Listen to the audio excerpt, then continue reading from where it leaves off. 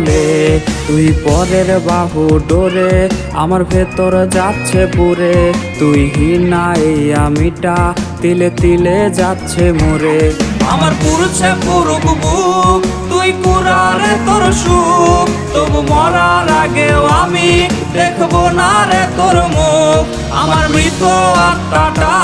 তোরে ডাকবে একদিন খুব আমি দেখবো সেদিন তুই ওরে কেমনে রবি চুপ